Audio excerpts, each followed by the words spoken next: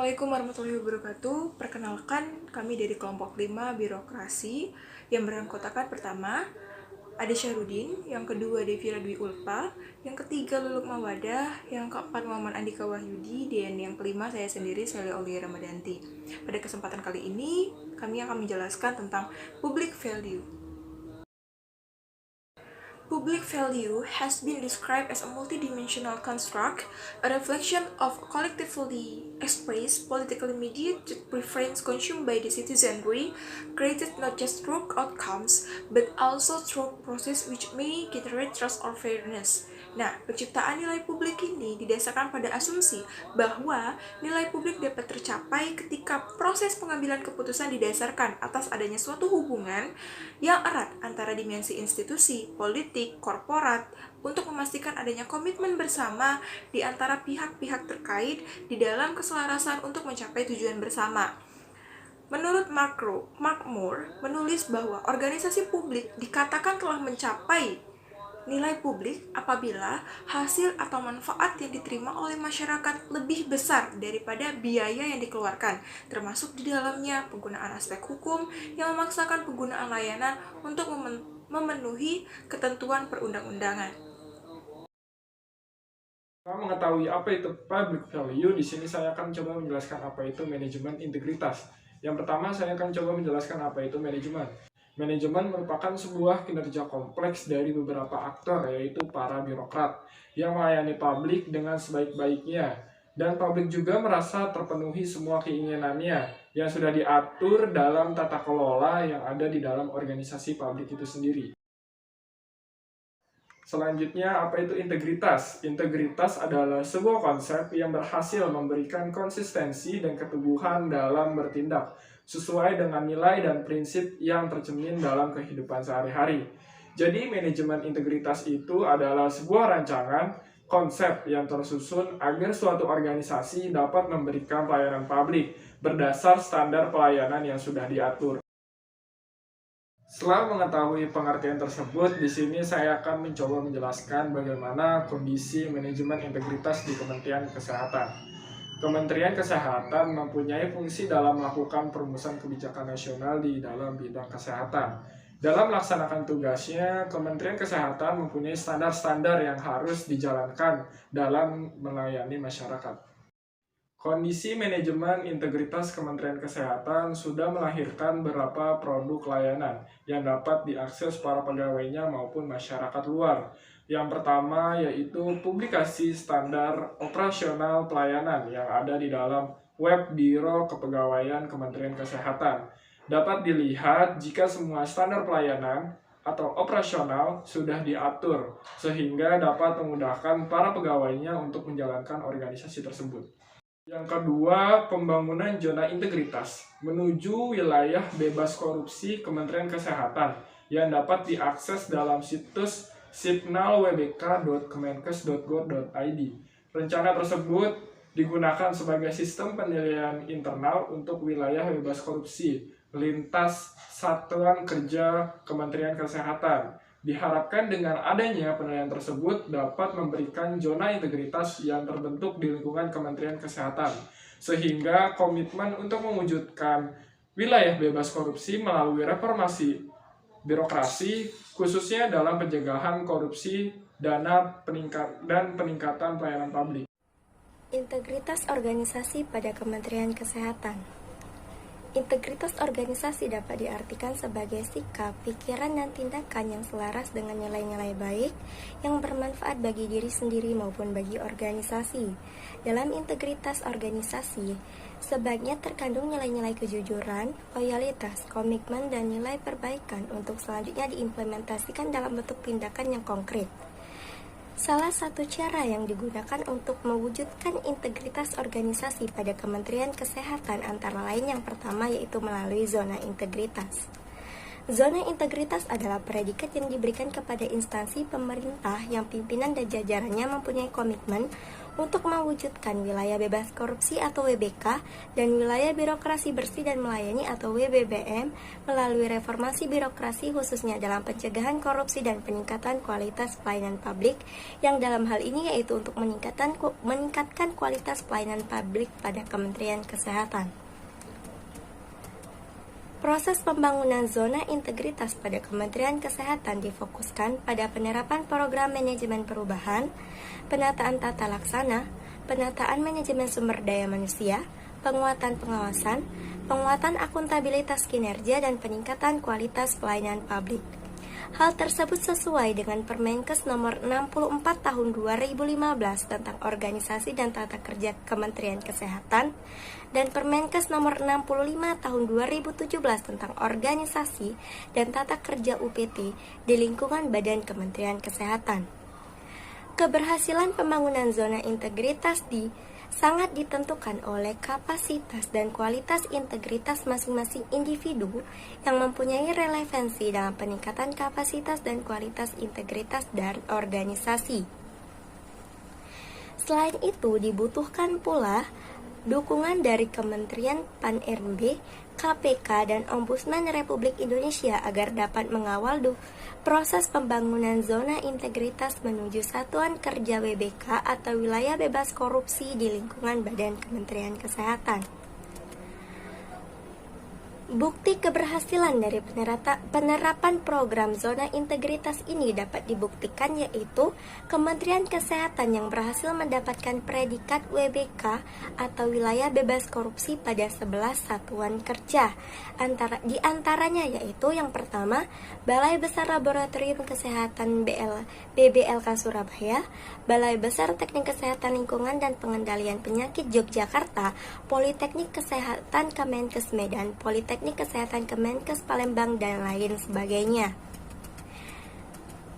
Cara lain yang dapat dilakukan untuk mewujudkan integritas organisasi pada Kementerian Kesehatan yaitu melalui sosialisasi integritas, di mana sosialisasi integritas pada tahun 2020 ini dilakukan secara virtual bersama dengan Agent of Change atau AOC Kementerian Kesehatan RI, yang dapat disaksikan melalui channel YouTube Inspektorat Jenderal Kementerian Kesehatan yang telah dilaksanakan pada hari Rabu 16 Desember 2020 lalu. Acara tersebut telah diikuti oleh sebanyak 246 peserta. Pada acara tersebut juga dikemukakan bahwa ada 4 peran yang harus dimiliki oleh AOC untuk dapat mewujudkan integritas organisasi pada Kementerian Kesehatan, yaitu antara lain yang pertama yaitu katalisator, yang berperan meyakinkan kepada pegawai tentang pentingnya perubahan ke arah lebih baik. Yang kedua, memberi solusi atau peran sebagai pemberi alternatif pemecahan masalah atau kendala yang dihadapi pegawai. Yang ketiga, sebagai mediator, yaitu peran melancarkan proses perubahan sebagai orang yang dianggap memiliki integritas, karakter, dan pengalaman yang lebih baik dibandingkan pegawai lainnya, serta penghubung antara pegawai dengan pegawai kebijakan agar komunikasi berjalan dengan baik dalam organisasi. Dan yang terakhir adalah role model atau berperan sebagai contoh baik sikap, perilaku maupun kinerja, mengingat bahwa faktor penting dalam perubahan di lingkungan suatu organisasi adalah adanya keteladanan yang nyata seorang AOC bagi seluruh anggota organisasi. Selanjutnya kita akan membahas mengenai integrity in public life atau integritas dalam kehidupan publik. Kata integritas sering kita dengar. Kata tersebut merupakan sesuatu yang mudah diucapkan, namun sangat sulit untuk dipraktikkan dengan tindakan. Integritas dalam kehidupan masyarakat juga menjadi sesuatu yang amat istimewa dan berkaitan dengan moral. Integritas dalam kehidupan publik diartikan sebagai konsistensi dalam menerapkan dan mengimplementasikan nilai, prinsip, dan moral agar memberikan dampak positif di kehidupan masyarakat, sehingga menghasilkan integritas yang diinginkan masyarakat dari organisasi birokrasi tersebut. Lalu, apa yang publik inginkan agar integritas dalam kehidupan publik menjadi lebih baik lagi ke depannya? Yang pertama ada daya tanggap atau responsiveness. Kecepatan pelayanan yang diberikan merupakan sikap tanggap dari pelayan publik dalam pemberian pelayanan yang dibutuhkan agar dapat diselesaikan dengan cepat. Misalnya dengan meningkatkan pelayanan bagi pasien unit gawat darurat atau UGD. Yang kedua yaitu mutu pelayanan kesehatan yang menunjuk pada tingkat kesempurnaan pelayanan kesehatan. Dapat menimbulkan kepuasan pada setiap pasien sesuai dengan tingkat kepuasan rata-rata penduduk serta tata cara penyelenggaraan sesuai dengan kode etik dan standar pelayanan profesi yang telah ditetapkan. Misalnya, untuk upaya meningkatkan mutu pelayanan kesehatan bisa dengan melakukan pertemuan atau diskusi secara rutin dengan perwakilan pasien untuk memahami harapan atau persyaratan pelanggan, tidak hanya sekedar menyebarkan kuesioner atau angket kepuasan pelanggan saja. Yang ketiga ada perilaku birokrat, perilaku yang berdasarkan kesadaran akan hak dan kewajiban, kebebasan dan kewenangan dan tanggung jawabnya sebagai pelayan publik sehingga masyarakat merasa nyaman dalam menerima pelayanan.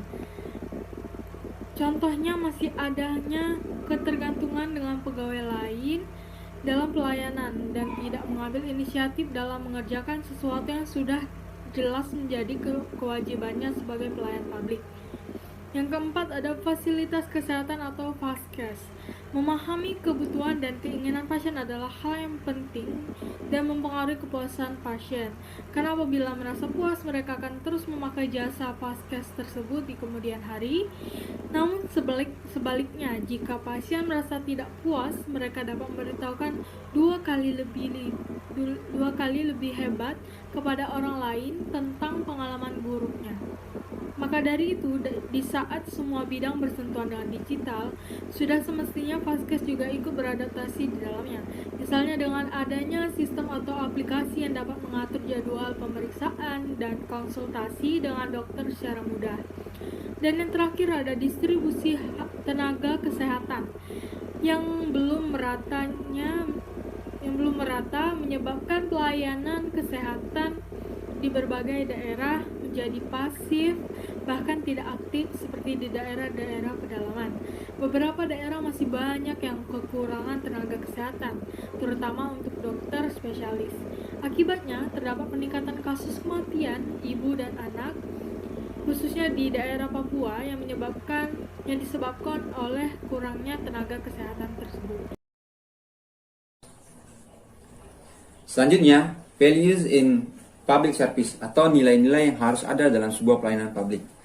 Nilai-nilai yang dimaksud adalah hal-hal ataupun faktor-faktor ataupun indikator-indikator yang harus kita usahakan ada dan juga maksimal dalam mewujudkan suatu pelayanan publik. Contohnya, menurut Hart E. Anderson, etika pelayanan publik dianggap baik jika mampu merefleksikan nilai-nilai dasar. Setidaknya, masyarakat yang meliputi kebebasan, kesetaraan, keadilan, kebenaran, kebaikan, dan keindahan. Artinya, nilai-nilai seperti yang dikatakan oleh E. Anderson tersebut harus ada dalam suatu pelayanan publik. Adapun nilai-nilai lain, seperti nilai moral bagi para birokratnya, nilai kecepatan tanggap, nilai kepuasan masyarakat yang harus dipenuhi, dan lain sebagainya. Nah, nilai-nilai tersebut digunakan, harus diusahakan ada dan maksimal dalam item yang ditawarkan kepada publik. Nah, nilai-nilai tersebut nantinya akan mendapatkan suatu skor ataupun asumsi ataupun nilai kepuasan dari masyarakat itu sendiri. Biasanya nilai-nilai dari masyarakat tersebut akan dijadikan sebagai feedback ataupun pembalik bagi organisasi untuk meningkatkan sebagai bahan evaluasi untuk meningkatkan kualitas pelayanan publik di lain waktu ataupun di waktu yang akan datang. Contohnya, di organisasi Kementerian Kesehatan Republik Indonesia ada yang namanya PPID ataupun biasa dikenal dengan Laporan Indeks Kepuasan Masyarakat, yang mana hal tersebut merupakan implementasi dari nilai-nilai masyarakat, nilai-nilai yang harus ada dalam public service diimplementasikan dalam sebuah pelayanan dan mendapatkan nilai dari masyarakat. Artinya masyarakat menilai apakah nilai-nilai yang ada dalam pelayanan publik tersebut sudah baik atau belum. Seperti yang telah dijelaskan dalam bagian Integrity in Public Life yang dijelaskan oleh teman saya sebelumnya, kami mengambil 5 contoh item dalam indeks kepuasan masyarakat di Kementerian Kesehatan Republik Indonesia. Yang pertama adalah waktu penyelesaian, yang kedua mutu pelayanan, yang ketiga perilaku pelaksana, yang keempat fasilitas kesehatan, dan yang kelima adalah distribusi tenaga kesehatan. Bagaimana 5 item tersebut, apakah nilai-nilai yang harus ada dalam public service tersebut dilaksanakan secara baik atau tidak. Oke, secara general di Kementerian Kesehatan Republik Indonesia dalam laporan IKM-nya mendapatkan nilai 90% ataupun masuk dalam kategori sangat memuaskan. Artinya di sini mereka mendapatkan nilai yang sangat memuaskan dari masyarakat. Artinya nilai-nilai yang diakomodir oleh Kementerian Kesehatan Republik Indonesia ini dalam melayani publik cukup baik ataupun sangat memuaskan. Tetapi perlu kita lihat satu persatu bahwasanya untuk waktu penyelesaian berada di angka 65-70%. Berarti ada nilai-nilai kecepatan ketanggapan yang harus diperbaiki dalam melayani masyarakat.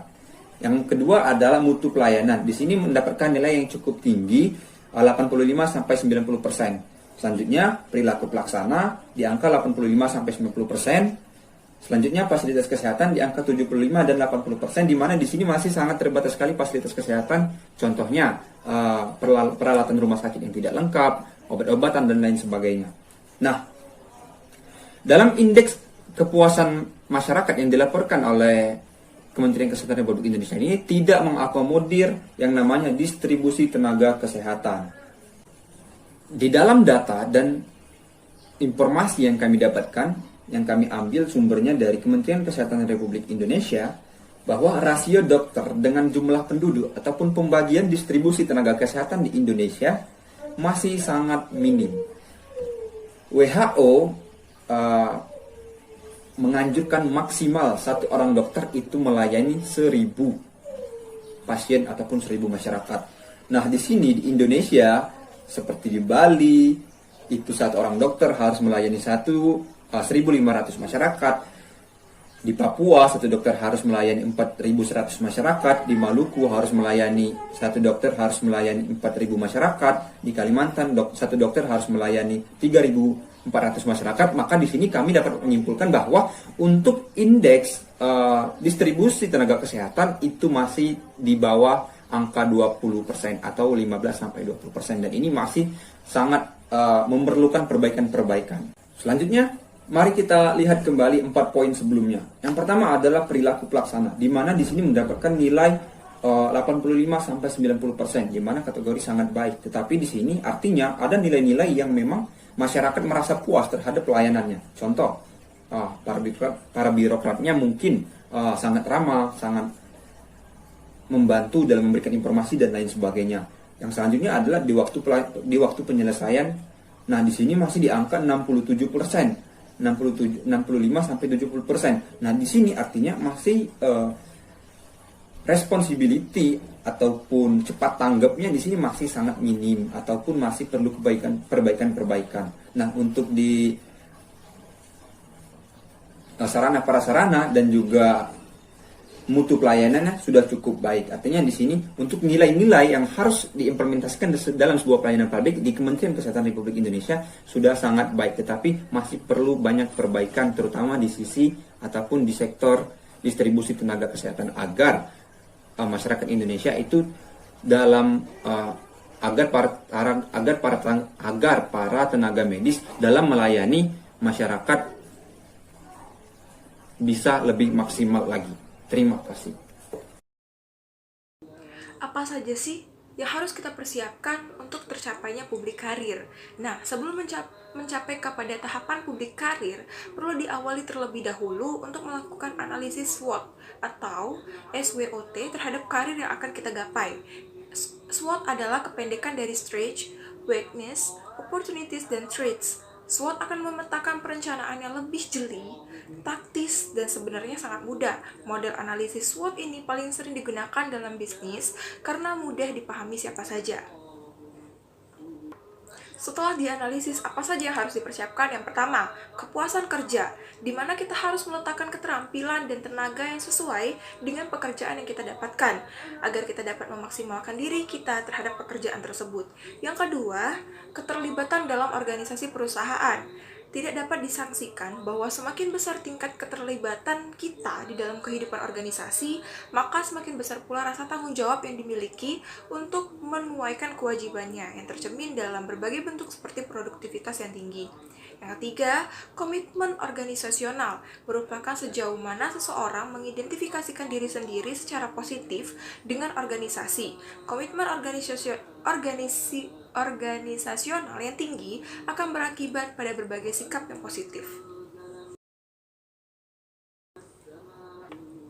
Dan berikut 3 hal yang harus dihindari dalam tercapainya public career. Yang pertama, patologi yang disebabkan karena kurangnya atau rendahnya pengetahuan dan keterampilan kita pelaksana berbagai kegiatan operasional. Yang kedua, patologi yang timbul karena tindakan para anggota birokrat yang melanggar norma-norma hukum dan peraturan perundang-undangan yang berlaku. Dan yang ketiga, patologi yang dimanifestasikan dalam perilaku birokrat yang bersifat disfungsional atau negatif.